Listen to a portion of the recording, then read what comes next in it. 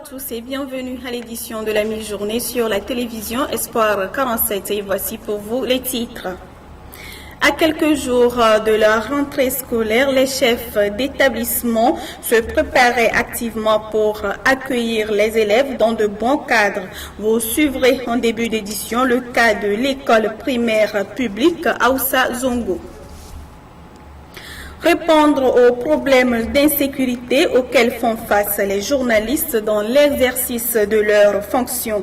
C'est pour cette raison que depuis 2013, les Nations Unies commémorent la journée internationale de la fin de l'impunité pour les crimes commis contre des journalistes chaque 2 novembre. À l'étranger, les États-Unis élisent leur président demain, mardi.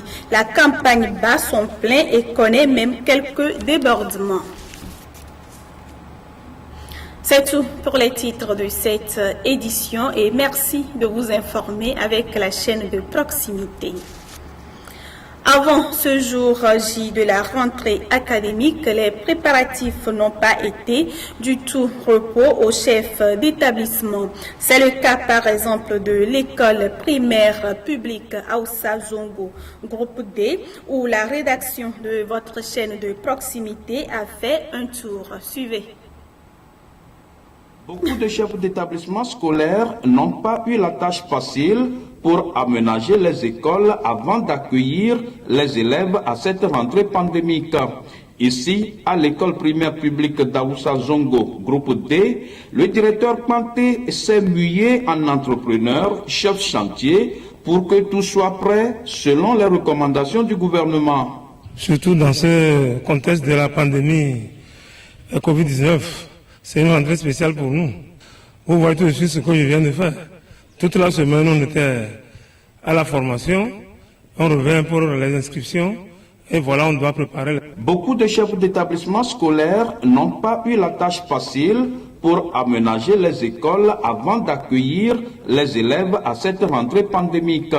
Ici, à l'école primaire publique d'Aoussa Zongo, groupe D, le directeur Panté s'est mué en entrepreneur, chef chantier, pour que tout soit prêt selon les recommandations du gouvernement. Surtout dans ce contexte de la pandémie Covid-19, c'est une rentrée spéciale pour nous. Vous voyez tout de suite ce que je viens de faire. Toute la semaine, on était à la formation, on revient pour les inscriptions, et voilà, on doit préparer les salles de classe puisque les classes sont complètement foutues. Donc, c'est ce que vous êtes en train de me voir faire. Pour le moment, j'ai les classes qui sont déjà préparées. J'attends jusqu'au soir préparer les dispositifs de lavage des mains. Et l'essentiel serait fait, je compte sur nos autorités aussi pour nous accompagner. Dans ces efforts de s'adapter à la situation pour assurer une bonne rentrée à ses élèves, le directeur Panté Napo a bénéficié de l'assistance de certains parents d'élèves. Nous voulons l'évolution de l'école, que nos enfants aillent à l'école normalement. Tous ceux qui disent qu'actuellement, ils nous montrent tout, ils ont passé par où? C'est dans les établissements et dans les écoles primaires. Commencez pour nous et que nos enfants aussi vont monter comme nous. Surtout, regardez cette école, c'est une grande clôture qui a une grande agglomération qui est posée pour que l'école va monter. Je suis venu pour l'aider. Il est un directeur de l'école. Il faut que nous aidons le directeur pour que l'école marche.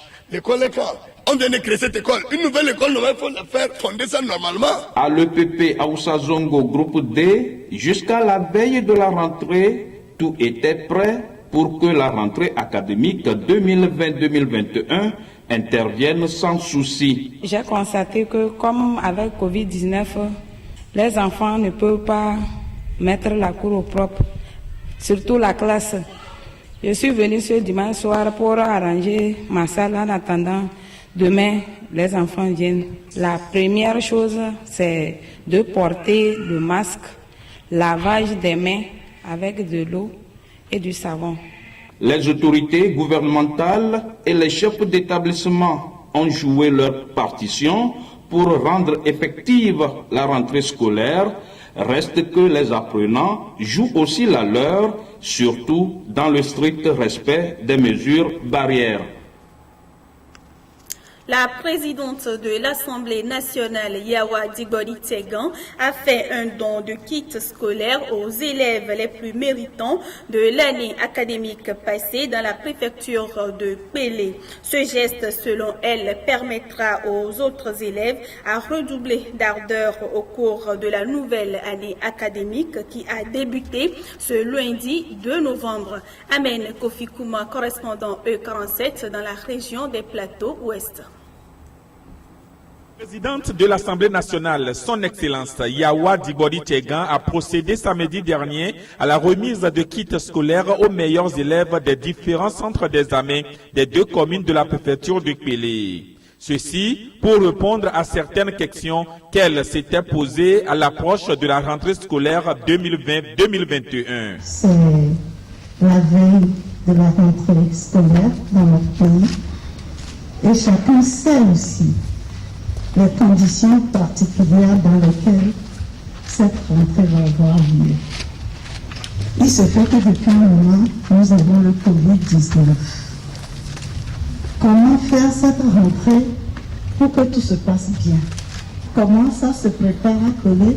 Comment encourager nos petits frères et nos petites sœurs à avancer sans avoir peur et aller à l'école? Voilà la raison principale pour laquelle je suis là aujourd'hui. Ce geste, selon la bienheureuse donatrice, va permettre aux meilleurs élèves de la préfecture de Pélé de mieux entamer la nouvelle année scolaire et vient soulager les parents d'élèves en cette période de crise sanitaire liée à la Covid-19. Cette action sociale de la promotion de l'excellence en milieu scolaire vise à récompenser le mérite et les efforts des élèves. Par ailleurs, elle contribuera à inciter les autres élèves à redoubler d'ardeur au cours de la nouvelle année scolaire. Les bénéficiaires ont tous témoigné leur gratitude et reconnaissance à la présidente de l'Assemblée nationale, la donatrice. J'étais la première de Pélé. Aujourd'hui, j'ai eu mes cadeaux. Je remercie la présidente de l'Assemblée nationale et tous ceux qui sont ici.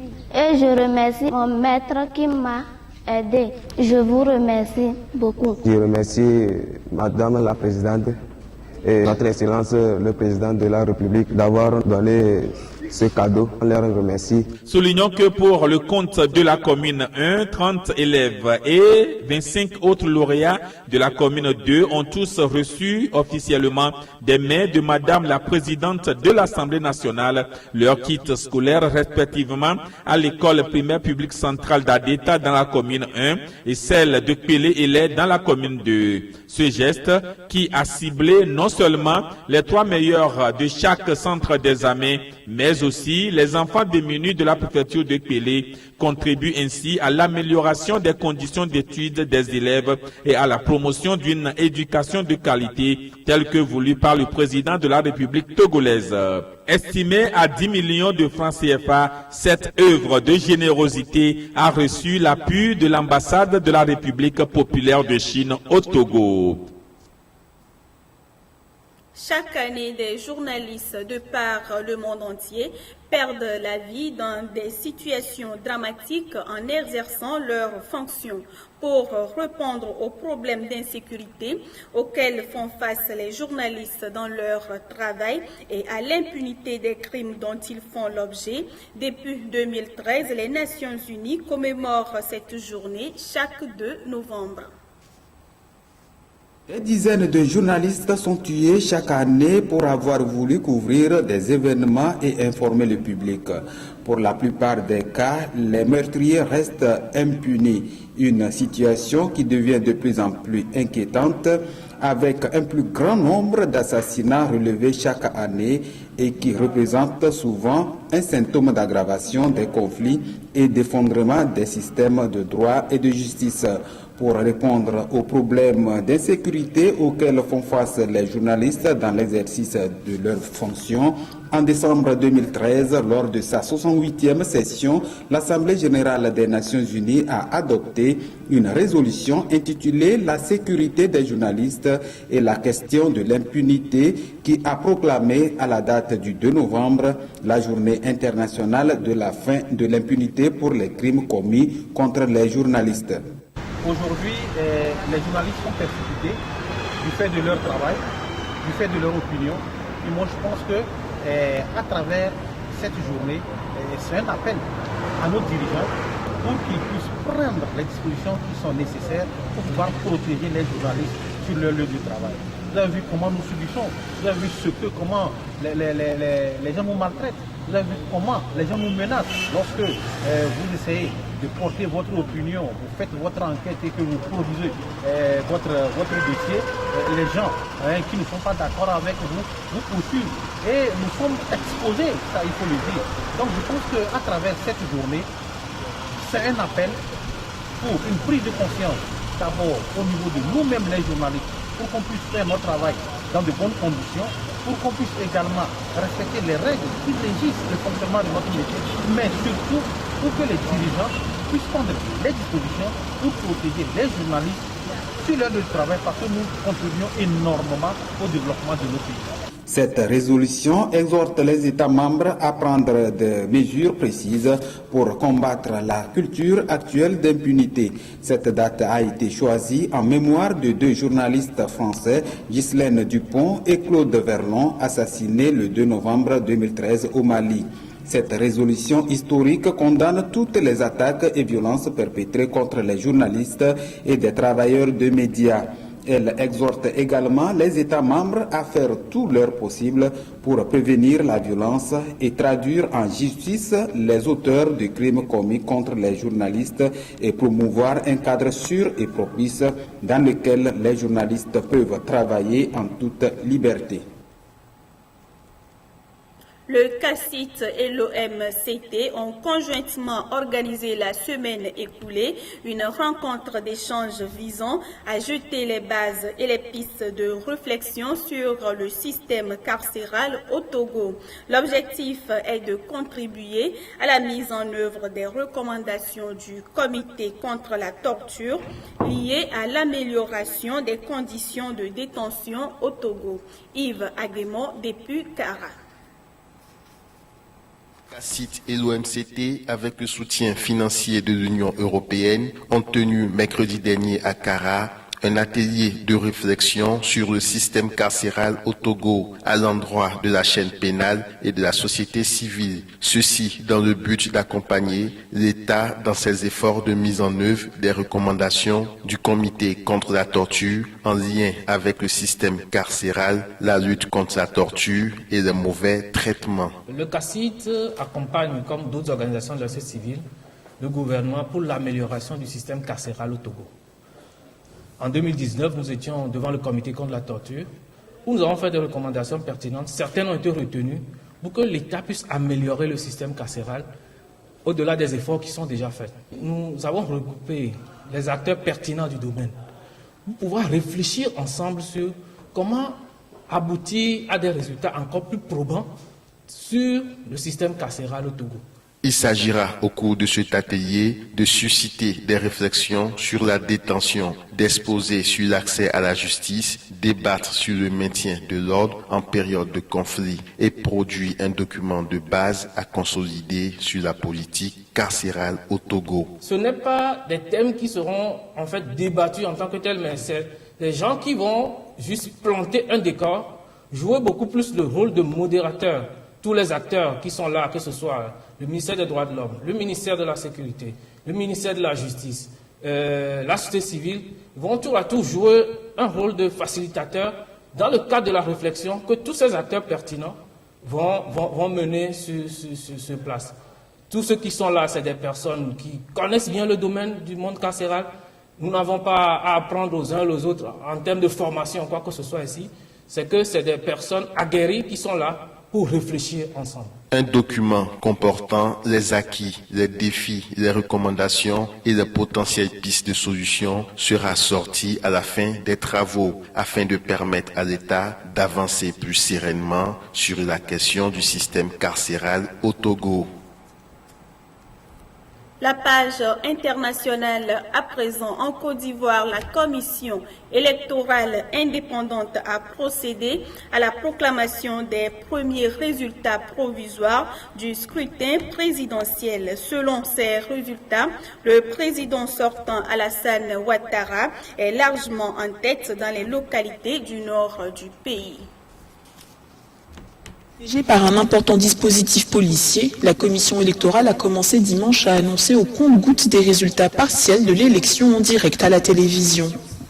Sans réel adversaire en raison du boycott de l'opposition, le président Ouattara devrait s'imposer en tête, notamment dans le nord du pays qui lui est traditionnellement acquis. Ainsi, selon ses premiers résultats, le président sortant a obtenu 98% des suffrages à Korogo, la capitale du Nord. Le parti au pouvoir a déjà mis en garde l'opposition contre toute tentative de déstabilisation. Pascal Afine-Guessan et Henri Konan-Bédié n'avaient pas pris part au scrutin. Selon le programme Indigo, qui avait déployé des observateurs dans tout le pays, 23% des bureaux de vote sont restés fermés toute la journée. Ce bus aux couleurs de Joe Biden. Demain, mardi 3 novembre, les Américains vont se rendre aux urnes pour élire leur président. Donald Trump enchaîne toujours les meetings dans les États clés. Joe Biden, lui, beaucoup plus discret. Une dernière ligne droite marquée par plusieurs incidents provoqués par les partisans du président américain. Ce bus aux couleurs de Joe Biden roulait paisiblement entre San Antonio et Austin au Texas lorsqu'il s'est soudainement retrouvé encerclé par des véhicules conduits par des soutiens de Donald Trump. La dizaine de voitures ornées de drapeaux américains et de slogans Trump 2020 a progressivement forcé le bus à ralentir à moins de 30 km/h sur l'autoroute, allant même jusqu'à faire quelques embardées, mais n'est pas parvenu à l'arrêter. Si l'incident a choqué nombre de partisans démocrates et contraint l'équipe de campagne de Joe Biden à annuler un événement, le président américain, lui, s'est amusé de l'imagination de ses partisans. J'adore le Texas. En meeting à Philadelphie au moment des faits, Joe Biden a immédiatement réagi condamnant fermement les propos de son opposant républicain. We've never had anything like this. At least we've never had a president who thinks it's a good thing. My granddaughter was showing me on the way here in the car a video of Donald Trump Jr. saying, "Keep it up." À plus de 2000 km de là, d'autres partisans du président américain ont bloqué une autoroute du New Jersey et 2 ponts à New York, utilisant ici aussi des véhicules aux couleurs de Donald Trump. Signe de la tension qui règne dans tout le pays à l'approche du scrutin, des commerces de plusieurs villes américaines comme ici à New York ont commencé à se barricader ce dimanche par crainte de manifestations violentes. Voilà qui referme cette édition. Merci à vous tous de l'avoir suivi.